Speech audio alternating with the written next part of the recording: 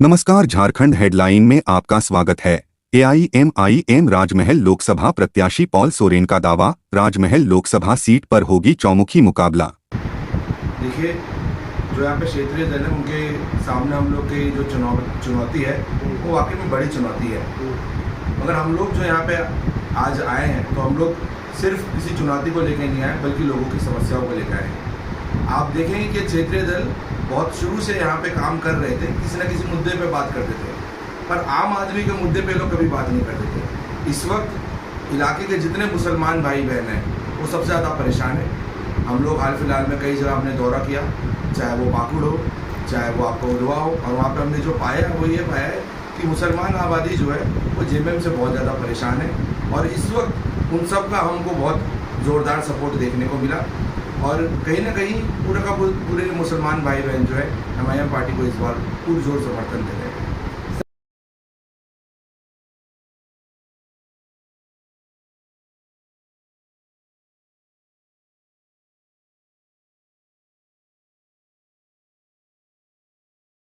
की बार चौतरफा मुकाबला होगा। त्रिकोणीय इसलिए कहा जा रहा है क्योंकि कोई भी पार्टी, अगर आप लोगों ने किसी भी बड़े नेता का इंटरव्यू देखा होगा, कोई भी हमारे सदर साहब बैरिस्टर ओवैसी साहब का नाम लेने से कतरा रहे अपने इंटरव्यू तक में। क्यों? क्योंकि उनको पता है कि जब वो उनका नाम लेंगे तो मीडिया में वो हाईलाइट होंगे, और वो एक ऐसे नेता हैं जो इस वक्त मुसलमानों के मुद्दे पे पार्लियामेंट में पुरजोर सवाल उठाते रहे। जैसा कि मैंने बताया, हमारा मुद्दा जो मेन है वो है आम जनता का मुद्दा। अगर आप देखें तो यहाँ पे स्कूल सिस्टम अच्छा नहीं है, उसके अंदर जो एजुकेशन जो बच्चों को मिलनी चाहिए वो अच्छा नहीं मिला। कोई भी सेंट्रल यूनिवर्सिटी आज तक हमारे पूरे लोकसभा क्षेत्र में नहीं बनी। आप देखें, और अस्पतालों की हालत बिल्कुल गंभीर से गंभीर हालत में अस्पताल हैं, तो मरीज की वहाँ पे क्या ही हालत हो रही है। दूसरा, अगर आप यहाँ पे व्यापारी वर्ग देखें तो कई व्यापारियों से हमने बाजार में घूमा और बात करा, वो जीएसटी से परेशान है। यहाँ का जो जितने क्षेत्रीय दल हैं वो अपने आप को कहते हैं कि हम सवाल उठाते हैं, तो जीएसटी के मुद्दे पर क्यों नहीं बात उठाते? एक छोटा व्यापारी कहाँ तक 28% जीएसटी देता रहेगा, हर महीने टैक्स फाइल करता रहेगा? तो ये हम हर एक इंसान के मुद्दे को हम लोग सामने लेकर चल रहे हैं, और इन्हीं मुद्दों पे हम इस वक्त अपनी पार्टी की नींव रख रहे हैं। सर, आप जनता के प्रति क्या संदेश देना चाहेंगे? देखिए, मैं जनता को सिर्फ एक संदेश देना चाहूँगा। पिछले 30 से 40 साल में आपने कई पॉलिटिकल पार्टियों को अपना वोट दिया, मगर आप देखिए क्या उन्होंने उस तरह का कार्य किया? आप देखिए कि झारखंड के अंदर ही कई ऐसे ज़िले हैं, बल्कि झारखंड से साथ जुड़ा हुआ भी एक ज़िला है गोड्डा, वहाँ पे कुछ ना कुछ काम हो रहा है। तो हम लोग का मानना ये है कि अगर रांची में काम हो सकता है, देवघर में काम हो सकता है, गोड्डा में काम हो सकता है, तो राजमहल लोकसभा क्षेत्र में काम क्यों नहीं हो रहा? एकमात्र आप देखिए कि साहिबगंज के अंदर अडानी पोर्ट बनाया गया, तो एक इन्वेस्टमेंट साहिबगंज में आई, पर उसके अलावा क्या हो रहा है? उसके अलावा कहीं पे भी कोई रोज़गार के मुद्दे पे कोई बात नहीं कर रहा, एजुकेशन के मुद्दे पे कोई बात नहीं कर रहा, कोई भी जो है इस मुद्दे पे बात नहीं कर रहा कि जो है आम आदमी खुद दुख तकलीफ में है, कुछ परेशानी में है। और सबसे बड़ा मुद्दा तो ये बन चुका है कि Vijay Hansda is an inaccessible person. आप उन तक पहुँच ही नहीं सकते, आप उन तक अपनी परेशानी लेके नहीं जा सकते। और ये मैं इतने तो पूरे यकीन के साथ क्यों कह सकता हूँ? क्योंकि देखिए, राजमहल में चुनाव एमपी का है जिसमें जेएमएम के नेता विजय हंसदा, पर स्टेज में उनको नहीं बुलाया जा रहा, कल्पना जी को बुला रहा है। अरे कल्पना जी को यहाँ पे बुलाने की क्या जरूरत है? विजय हंसदा जी क्यों नहीं जा रहे? क्योंकि जब विजय हंसदा जी सामने जाएंगे तो उनसे ये कठोर से कठोर सवाल पूछे जाएंगे जिसका उनके पास कोई जवाब नहीं। मोहम्मद शाकिर, ऑल इंडिया मजलिस इत्तेहादुल मुस्लिमीन झारखंड प्रदेश का प्रदेश अध्यक्ष।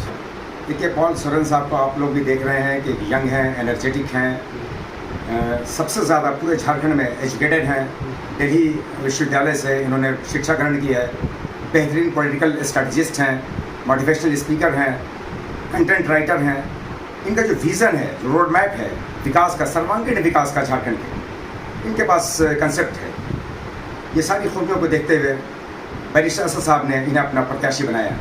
तो ये जो लोग त्रिकोणीय बता रहे हैं, एक्चुअली ये क्वाड्रेंगुलर है, चतुष्कोणीय है, और इसमें सबसे मजबूत क्षेत्र की जनता, आप घूम फिर रहे होंगे चारों तरफ, ये देख रहे हैं एक तूफान सा उठ खड़ा हुआ है मस्जिद की तरफ, विशेष रूप से अल्पसंख्यक समाज के लोगों, मुसलमानों, दलितों और आदिवासियों और तमाम पिछड़े वर्ग के लोगों। चूँकि आप देख रहे हैं कि इस राजमहल लोकसभा में गर्मी के मौसम में बरसात का दृश्य है, मंजर है। मूलभूत मूलभूत सुविधाओं से वंचित है ये इलाका। भय, भूख, भ्रष्टाचार, पलायन और बेरोजगारी हावी है। तो आपका पत्थर उद्योग और बीड़ी उद्योग तो एक साजिश के तहत ख़त्म किया जा रहा है। यहाँ के लोग मजदूर, यहाँ के बेरोजगार हैदराबाद, महाराष्ट्र, दिल्ली में जाके जीविकोपार्जन का साधन ढूंढ रहे हैं। मैंने जैसा कि बताया कि सब समाज के लोग हैं, सब समाज के एंटी इनकम्बेंसी जो विरोध है निवर्तमान सांसद के खिलाफ, वो किसी से वोट मांगने नहीं चाहते। अभी चुनाव के दौरान आप देखिए कैसी विडंबना और दुर्भाग्य है कि चुनाव के दौरान कम से कम प्रत्याशी जाता है, चुनाव के दौरान वो अपनी माँ को भेज रहे हैं, क्योंकि उनको एहसास है जहाँ भी जा रहे हैं हुट आउट किए जा रहे हैं, भगाए जा रहे हैं, जलील किए जा रहे हैं, तिरस्कृत किए जा रहे हैं, कोई बैठने के लिए कुर्सी तक नहीं दे रहा है। और वहीं हमारे MIM के लोगों को वार्म वेलकम किया जा रहा है, स्वागत किया जा रहा है होल हार्टेडली, पूरे दिल से।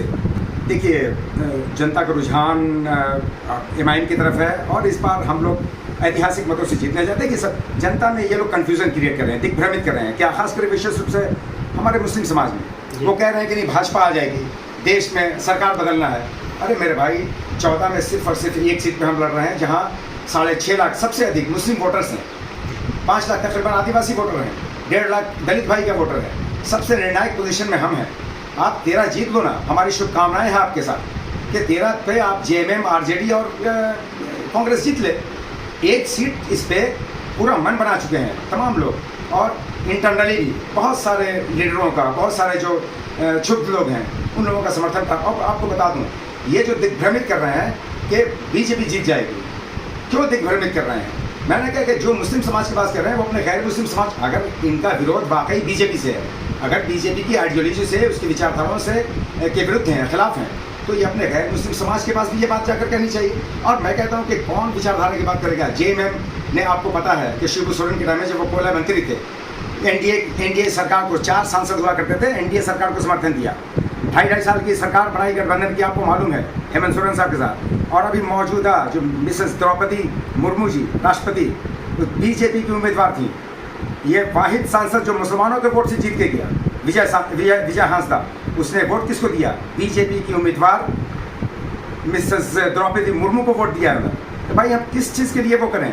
कहाँ हम BJP और गैर BJP की बात करते हैं? इसका टोटल आचरण हमारे पार्लियामेंट में आप देखा आपने, CAA, NRC, NPR, 3 तलाक का मसला, हमारे लोगों पे हमले, हमारे पहनावे पे, हमारे हिजाब पे, हमारे खाने पीने पे हमले, कभी एक बकार तक नहीं निकली।